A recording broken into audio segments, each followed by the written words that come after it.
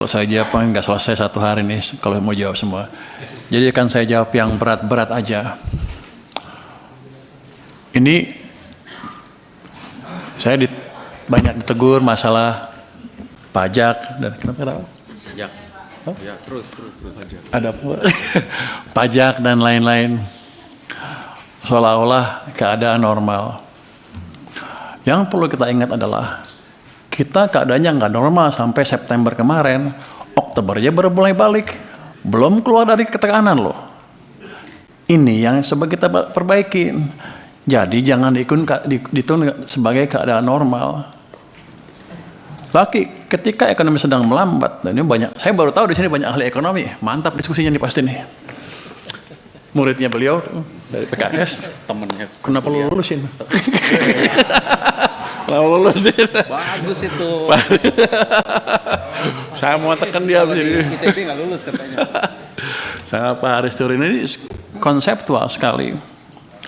Cuman keadaan yang mesti kita lihat adalah saya bisa aja naikin tarif di sana sini, tapi hasilnya pasti lebih jelek daripada yang sebelumnya. Kenapa?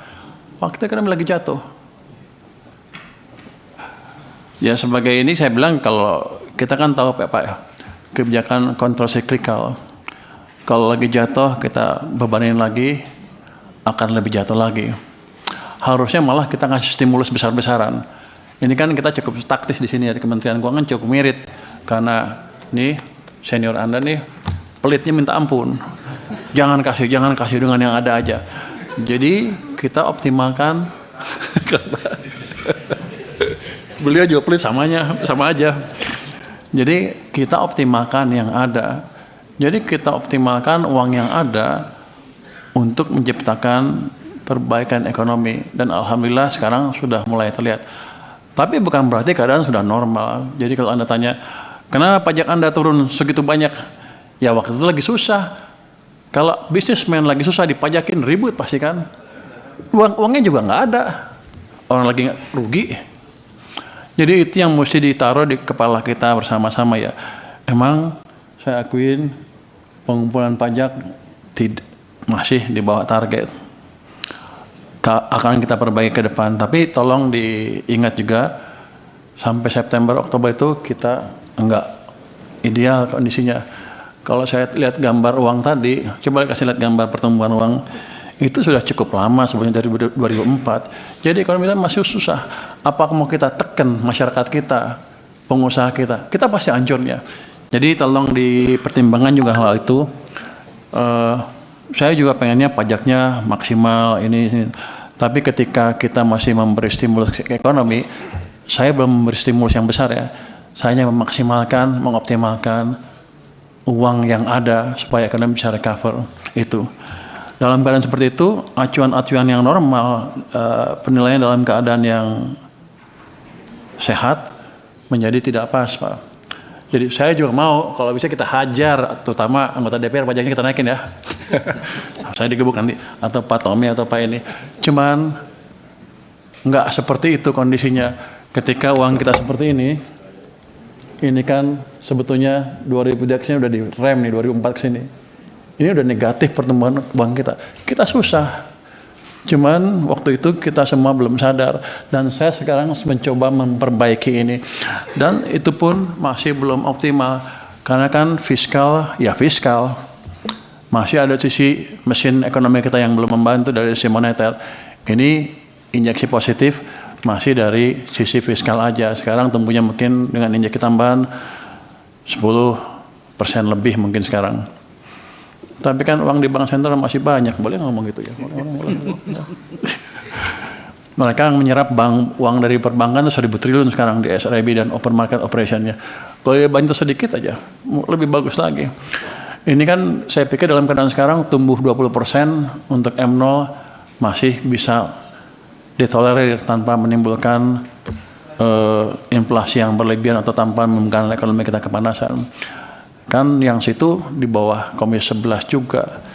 Coba dia diketok-ketok sedikit biar kita bisa jalan bersama gitu. Tapi kita Pak Menteri, rencana kita memang mengagendakan untuk rapat KSSK Pak di Komisi 11 Pak. Oke, kalau nanti boleh bicara bebas, kita debat itu bebas-bebas. Kita berikan kewenangan penuh untuk Bapak sebagai koordinator untuk membicarakan apa saja, Pak. Terima kasih atas dukungannya Pak Ketua. Kan ini bukan buat kita, tapi buat bukan saya, bukan buat DPR, tapi buat seluruh masyarakat kita. Gimana caranya supaya kita bisa tumbuh cepat sesuai dengan rencananya tadi. Kalau melihat itu tadi masukan dari Pak Dolfi, ya itu kan semua angka-angka dari apa? RPJMN ya. RPJMN kan banyak sektornya Pak ya. Bapak nanya ke saya itu, saya nggak tahu, saya boleh nggak masuk ke sektor-sektor itu, karena setiap saya masuk ke sana orang bilang Anda masukin urusan kementerian yang lain, ya bukan urusan saya emang, tapi kita akan coba diskusikan sana supaya itu Pak Ketua, jalan boleh merespon semua. Pak Ketua? Boleh. Silakan Pak Dolfi. Saya terus Pak. Problem-problem itu menjadi keluar ketika pertumbuhan kita lambat di bawah targetnya. Ketika tumbuhnya cuma 5%, ya begitu. Manufacturing sektor yang nggak tumbuh, ya tumbuhnya pelan lah. Yang lain juga sama, termasuk penciptaan lapangan kerja, termasuk juga penguatan kelas menengah kita. Kalau 5% ada begini-begini aja, nggak tumbuh. Makanya ke depan saya ingin uang yang ada, APBN yang ada bisa maksimal mendorong pertumbuhan ekonomi sehingga ada penciptaan lapangan kerja yang betul bukan non formal, yang betul-betul formal sektor yang disorot oleh Pak Dolfi tadi. Tanpa pertumbuhan ekonomi yang memadai, kita susah menciptakan lapangan kerja yang berkesinambungan untuk orang-orang yang bisa bekerja formal. Kalau non formal kan kita nggak tahu kesejahteraannya bisa naik terus apa enggak. Tapi itu modalnya adalah pertumbuhan ekonomi yang lebih cepat. Ini saya baru dorong yang ini kan, yang ada di tangan kita dulu. Ke depan kita akan pastikan iklim investasi akan lebih bagus lagi. Kementerian Perekonomian sudah melaunch Satgas percepatan ini ekonomi, pertumbuhan ekonomi. Kemarin sudah dibicarakan masalah penyerapan anggaran, sekarang dimonitor tuh anggaran pusat tuh seperti apa, penyerapan seperti apa. Semua menteri ada di situ, dan kalau nggak lambat, kalau penyerapan lambat mulai ditegur katanya. Jadi bukan saya lagi yang tegur, tapi Kemenko dengan seluruh kementerian yang ada di sana. Ada 26 kementerian yang telah terlibat di Satgas tersebut. Nanti yang kedua adalah debottlenecking. Debottlenecking kita sudah bicara dengan beberapa pengusaha, beberapa asosiasi, dan sudah masukkan keluhan-keluhan mereka dan kita mulai perbaiki. Tapi yang lebih seru lagi nanti ke depan, mulai minggu depan kita akan buka pengaduan khusus untuk para pelaku bisnis yang mengalami gangguan bisnis di seluruh Indonesia. Mereka akan bisa mulai ngadu minggu depan lagi akan kita mulai sidangkan satu persatu, case by case. Kalau di atas kertas kan peraturan gampang kan, bagus, OES ideal. Kalau saya dengar laporan kemarin juga bagus, semuanya lancar. Tapi di lapangannya kan nggak gitu, investor belum masuk ke sini dan kita kalah dengan Vietnam dan lain-lain. Saya harapkan nanti dengan adanya sidang-sidang seperti itu, kita akan betul-betul tangani masalah yang betul-betul dihadapi oleh pelaku bisnis. Dan nanti ada juga di situ ada Pokja 3, kalau ada peraturannya. Kalau di Pokja 2 yang di bottlenecking tadi ada masalah yang ditemukan masalah peraturan, nanti peraturannya dilempar ke Pokja 3. Pokja 3 aja akan memperbaiki peraturannya. Dan kami akan monitor terus nanti dari Pokja 2 gimana implementasi perbaikan peraturannya. Dengan cara itu saya pikir kalau moneternya bagus, optimal, fiskalnya bagus, optimal, belanjanya masyarakat bagus, nanti terus iklim usaha jadi diperbaiki secara terus-menerus ya. Ini kan saya pikir setiap Senin atau Selasa saya akan sidang, kita akan mungkin 7-8 kasus setiap hari itu nanti kita bereskan. Saya pikir akan membaik dengan signifikan dalam setahun iklim usaha kita. Dalam keadaan seperti itu nanti kita baru bisa melihat atau mengharapkan pertumbuhan ekonomi yang lebih cepat. Kalau udah 6%, saya pikir tahun depan udah bisa 6%, nanti baru kita kenakan pajak-pajak tadi itu, pajak-pajak yang selama ditunda.